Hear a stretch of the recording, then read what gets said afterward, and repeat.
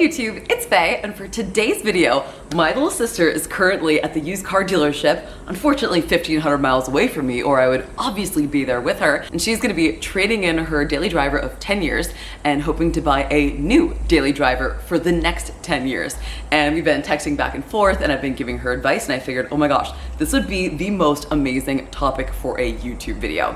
Now, the first thing I'm gonna say, if you are gonna be buying a used car, they're gonna fall into a few different categories, obviously. So we're not talking about the $300 project car, although I'm happy to talk about that. And I'm not talking about a car when you've got a $2,000 budget and you're buying it from a junkyard and it has over 300,000 miles on it. I do have a video on both of those already. So for starters, I don't care if this car has 300 miles or 300,000 miles.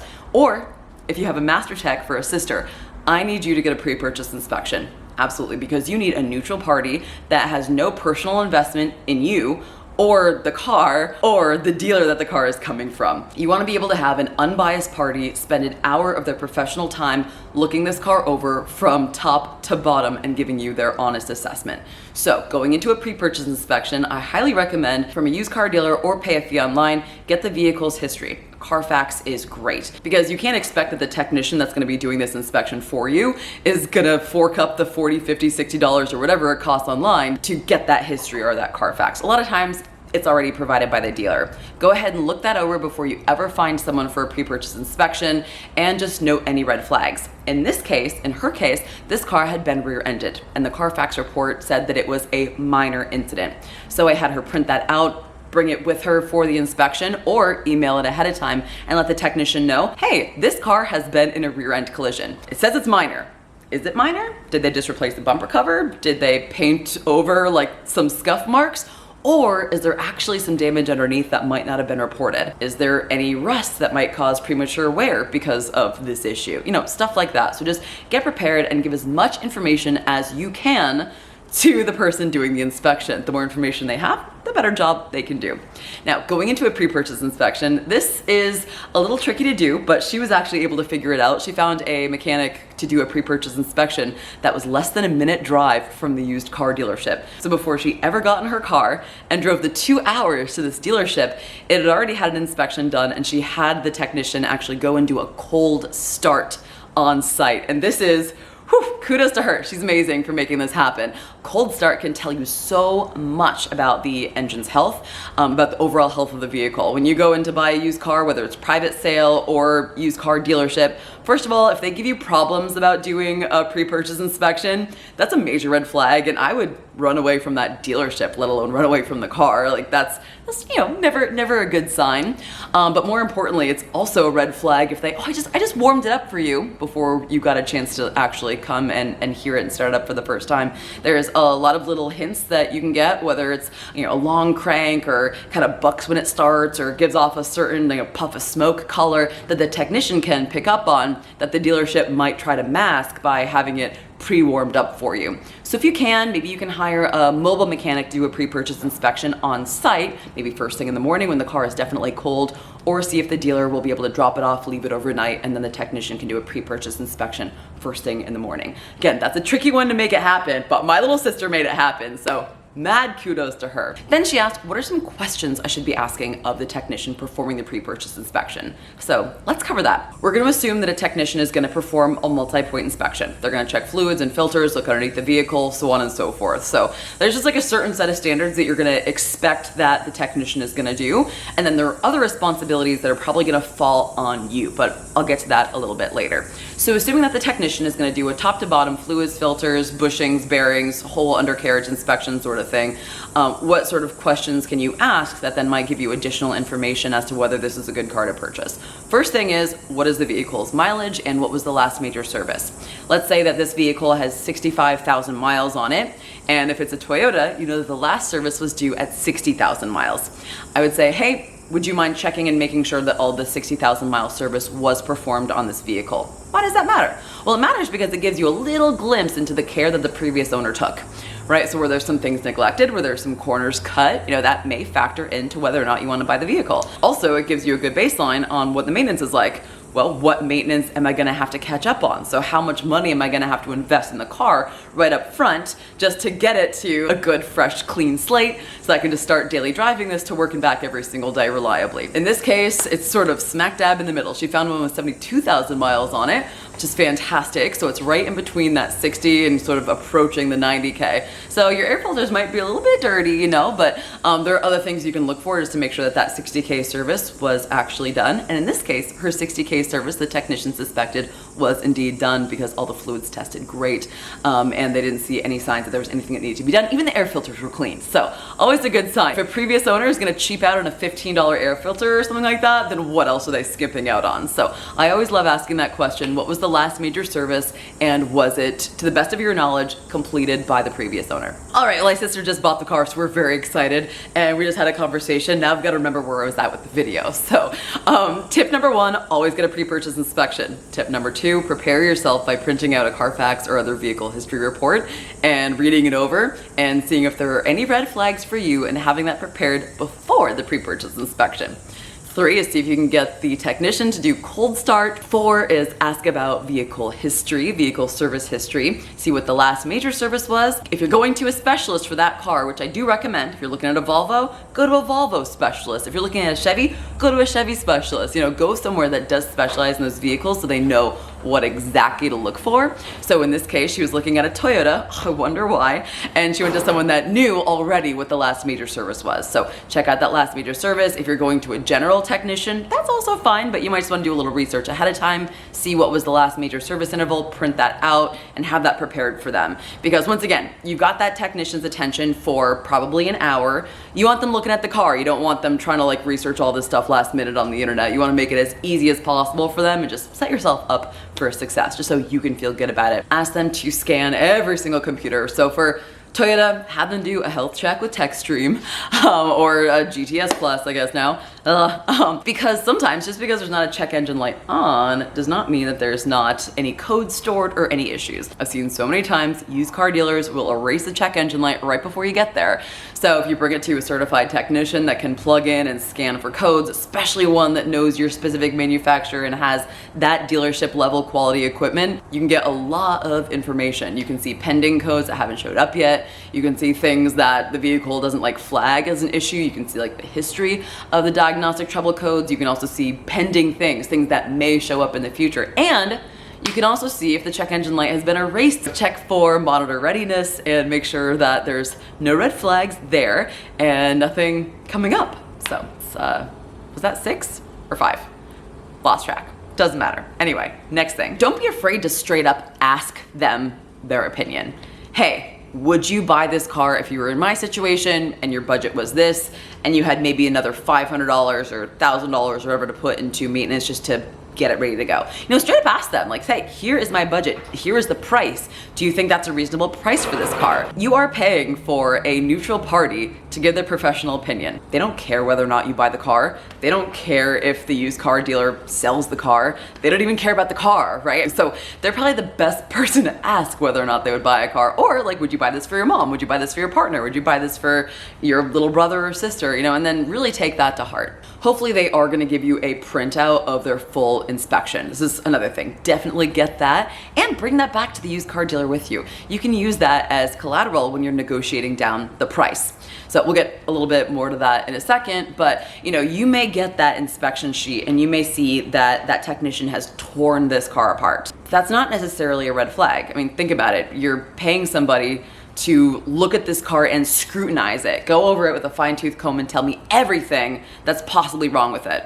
So of course they're gonna find things wrong with it, right? I mean, actually my little sister and I went to a dealership together and we saw a car that was pretty good. She did not have a good feeling about it though, and she did not like the fact that the brake pedal was squishy. It was squishy. I thought, probably just need the brake fluid flush and it'll be fine, but we couldn't confirm that. You know, we couldn't get them to do a brake fluid flush and then be able to have her test drive and feel good about it. So we already knew this car was out of the question because she didn't feel good. Once again, we'll get to that point in a second. But overall, I would say the car was absolutely worth the price that the dealer was asking. It was, I think, $17,500, low miles, just amazing little car. We were stoked on it. I still ripped that thing apart. I was like, the water pump is leaking, the front cover is leaking, da da da da da. Like, I gave this laundry list to the point where the used car dealer was like, yeah, this is clearly not the car for you. Meanwhile, behind the scenes, if she felt good about it, I would have been, pull the trigger, this is great, you know? So keep in mind from the professional perspective, they're gonna make sure that they do right by you and tell you everything that could potentially be wrong with it. That's what you're paying them for. So after you get that inspection report back and maybe there's like that initial shock, then you can actually follow up with the tech and say, hey, you know, all this to be said, would you still buy it? You know, would you? Like, is this a good choice?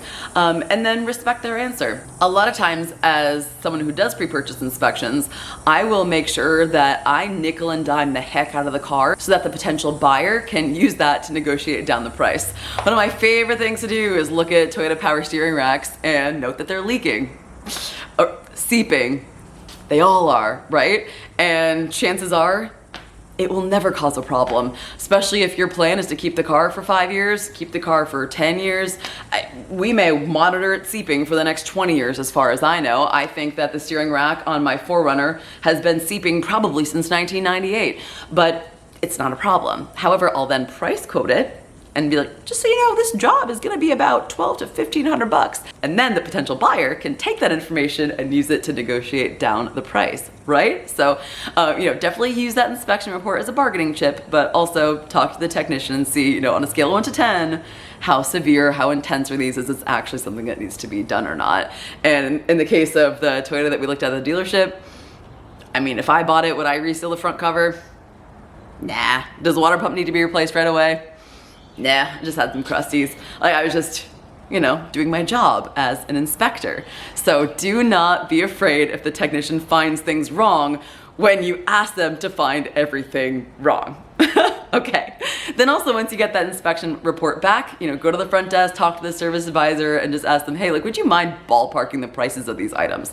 It does take a lot of time to write up estimates, so, you know, don't necessarily stand there and like waste all of your time as they nickel and dime every single little part, but say, hey, like, you know, is this a $300 repair or is this a $500 repair? Like, can you just kind of like ballpark for me just so I know and can anticipate the repairs I'm gonna have to make moving forward in the next year or so, next 2 years sort of thing. And take that, use it as a bargaining chip. And then lastly, like I already alluded to, there are gonna be some things that the technician is probably just not gonna waste their time looking at because sort of falls on you.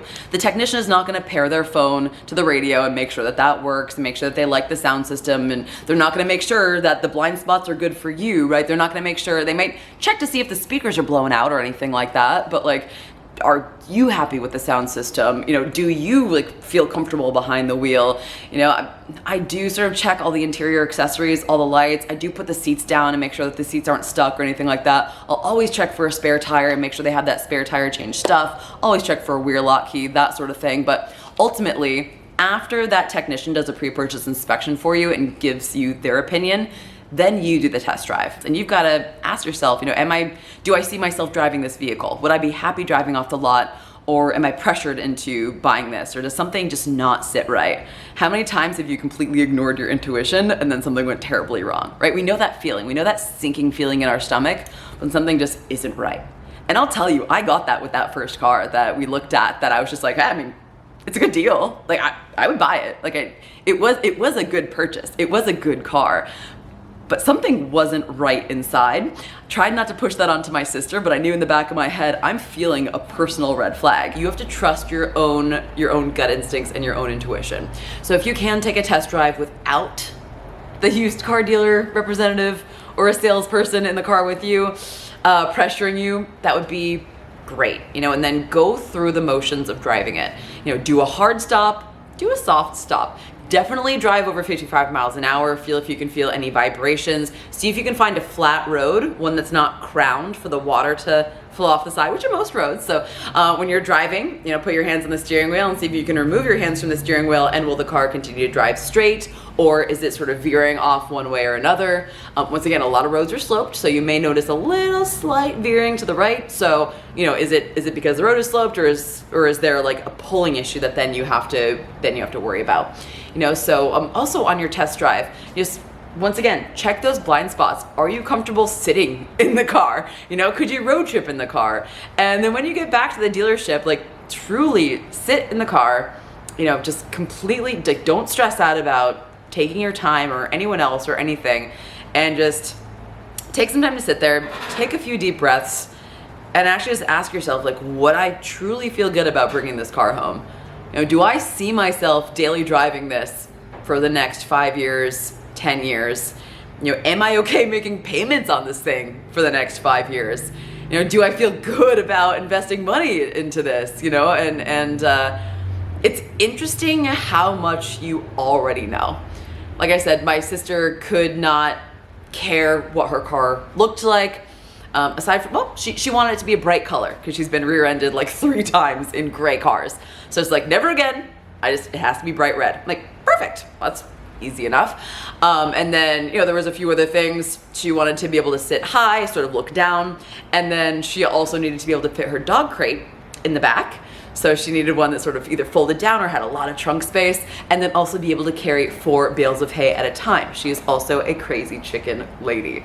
So she knew what she needed out of a car, and she also knew her budget and the length of time that she planned on keeping the car. Like I said, she wants to keep the car for at least 10 years. She did that with her last car, and she's got a great track record for maintenance and everything like that. So it was really just making sure that the previous owners also had a good track record of maintenance, which indeed they did. And interestingly enough, this car was owned by a Toyota technician previously. So that is very cool, and also makes sense why there was stellar history in the system. I was like, wow, like, you know, Toyota care was over and this person still like services at the dealership every 5K and changed the oil every 5K, even though it was synthetic oil and doesn't have to be changed until every 10K. I was like, huh, this is like a little too good. And then, you know, we sort of pieced everything together, and she actually found out who the previous owner was, which is very, very, very cool. But that being said, she's not a car person. She didn't care, you know, as long as it was in budget. It's like it's an appliance for her.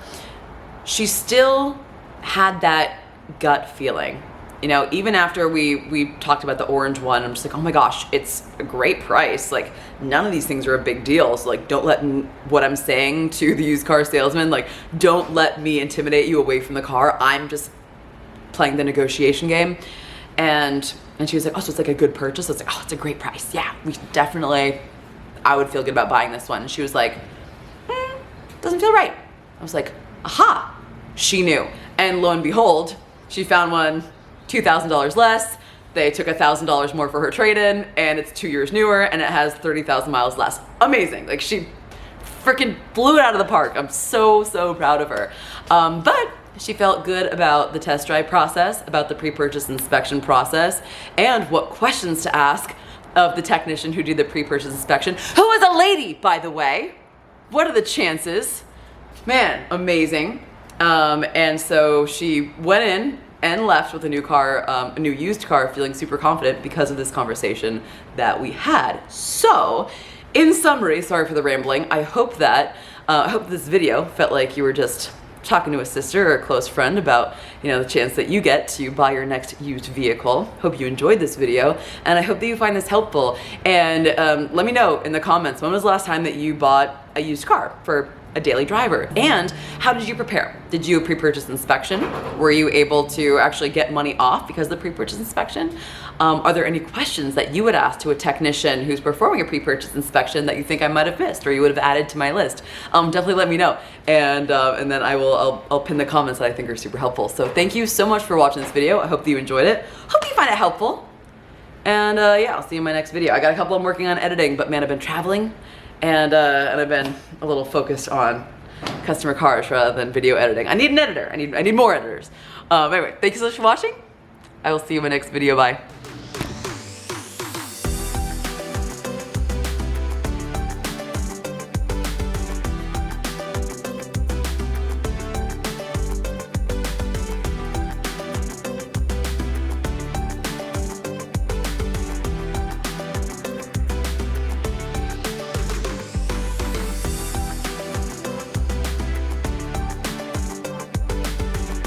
Hello. Hi. Hi, Penny.